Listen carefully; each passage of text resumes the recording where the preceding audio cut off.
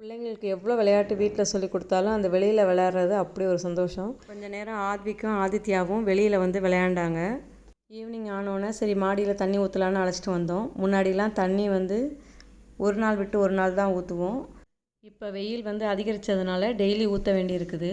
Daily மாடி தோட்டத்தில் எங்கள் ஹஸ்பண்ட் தான் தண்ணி ஊற்றுவார். இன்றைக்கி ஆத்விக் வந்து நான் ஊற்றுறேன் தாத்தா அப்படின்னு சொல்லிட்டு அவர் ஆர்வமாக வாங்கி ஊற்றிட்டு இருந்தார். அவங்களும் வந்து எப்படி ஊற்றணும்னு சொல்லி கொடுத்தாங்க. பொறுமையாக அவரும் வந்து ஊற்றிட்டு இருந்தார். ரொம்ப நிதானமாக செஞ்சார். ஆத்விக் வந்து மண்கலவை கலக்கிறப்பையிலேருந்து விதை போடுறப்பையிலேருந்து அப்புறம் காய்கறி அறுவடை பண்ணுறது இது எல்லாமே அவருக்கு ரொம்ப பிடிக்கும். இப்போ தண்ணி ஊற்றுறது தான் அவருக்கு ரொம்ப இஷ்டம். இவரை பார்த்துட்டு அவங்க தம்பி ஆதித்யா அவரும் நானும் ஊற்றுவேன்னு சொல்லிட்டு நின்னார். அவருக்கு கொஞ்சம் நேரம் வந்து ஹெல்ப் பண்ணிட்டு இருந்தோம். எப்படி ஊற்றணும்னு சொல்லி கொடுத்துட்டு இருந்தோம். எங்கள் வீட்டு இன்டோர் பிளான்ட்டில் வந்து கொஞ்சம் சின்னதாக வந்து தேனி மாதிரி வந்திருக்குது. அதை தான் ஆத்விக் என்கிட்ட கூப்பிட்டு காமிச்சிட்டு இருந்தார். இன்னொரு வீடியோவில் பார்க்கலாம். பை.